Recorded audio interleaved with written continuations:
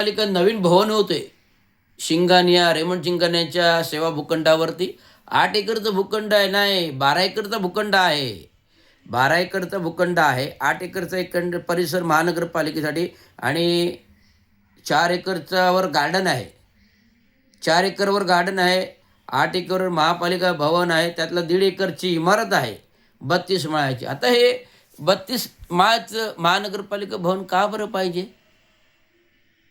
कोण जाणे. चंदनवाडी पाचपकडीचे स्थित मुख्य कार्यालय असताना ह्या कार्यालयाला नवीन तुम्ही 10-20 माळ्याचं बनवा ना. ते 32 माळ्याचं कशाला पाहिजे सेवा भूखंडावर? तिथे एक हॉस्पिटल सुसज्ज पाहिजे, ट्रॉमा केअर सेंटर. जे सिंघानिया हॉस्पिटल होतं, धर्मवीर गेले त्यावेळेस जळून खाक झालं, तर तिथे सुसज्ज हॉस्पिटल मिळालं असतं ठाणेकरांच्या आरोग्यासाठी, तर बेटर झालं असतं. कवा हॉस्पिटलमध्ये भरगच्च गर्दीने अयोग्य सुविधा, पेशंटला कॉट्स नाहीत, बाहेर असतात पॅसेजवरती, चांगली आरोग्य व्यवस्था नाही. आता कौसा मुंब्रामध्ये माननीय डॉक्टर जितेंद्र आव्हाडांनी पण हॉस्पिटल बांधलेलं आहे, चालू झालेलं आहे सुसज्ज. तो त्या भागासाठी आहे ना. दिवा, श्रीपाडा, कावा, खारेगाव. तर आता कव्यामध्ये शिवाजी छत्रपती हॉस्पिटल आहे, कव्यामध्ये कौशामध्ये दुसरं हॉस्पिटल मुंब्रा दिवासाठी. आता ठाण्यामध्ये सुसज्ज हॉस्पिटल असं त्या रेमंड शिंगाण्याच्या जागेवर व्हावं अशी संकल्पना आहे. ट्रॉमा सेंटर असावं, ट्रॉमा सेंटर. नवीन 32 माळ्याचं ओव्हरहेड टॉवर नसावं अशी माझी धाड. मी विरोध दर्शवला आहे महाराष्ट्र म्युन्सिपल कर्मचारी वतीने.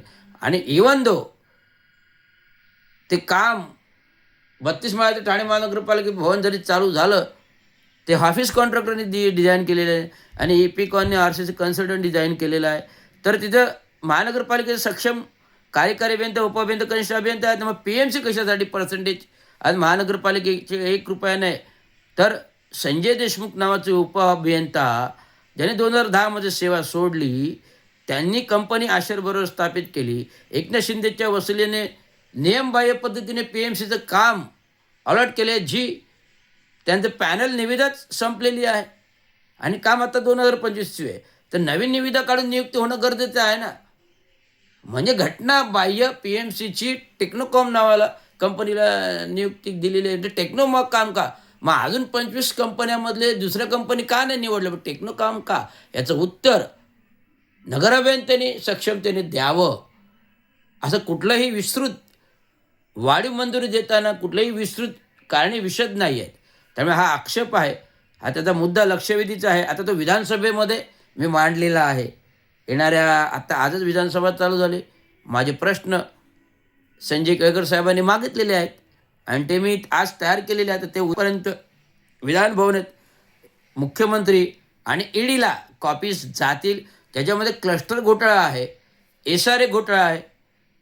ठाण्यामध्ये जे 5-6 झोपडपट्ट्या आहेत मोठ्या ठेकेदारांनी, त्यातले भूखंड आदिवासी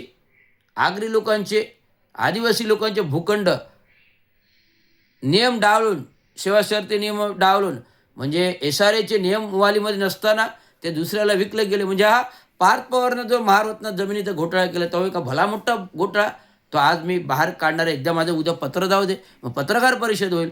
हा भूखंड घोटाळ्यामध्ये यांच्यावर ED, CID, अँटी करप्शन, लाचलुचपत या सर्व गोष्टी होणार. कारण हे भूखंड विकून बरेच माया संबंधित विकासाने घेऊन विदेशी गाड्या घेतलेल्या आहेत, विदेशी गाड्या घेऊन फिरत आहेत. ही माया या झोपडपट्टींची जागा घेऊन परस्पर L&T सारख्या कंपनी, मोठमोठ्या कंपनीला विकून त्यांच्याकडून माया घेऊन पैसे घेऊन हा फार मोठा घोटाळा आहे, जो रेराची पण फसवणूक करताना रेराईला सहभागी आहे. त्यामुळे ही तक्रार विधानसभेपर्यंत, विधानभवनामध्ये पोहोचलेली आहे. हे तुम्हाला सांगू इच्छितो.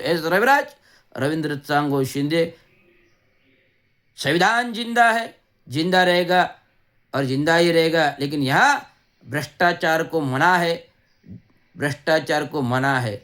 जैसा डरना मना है वैसा भ्रष्टाचार मना है. धन्यवाद. जय हिंद, जय महाराष्ट्र.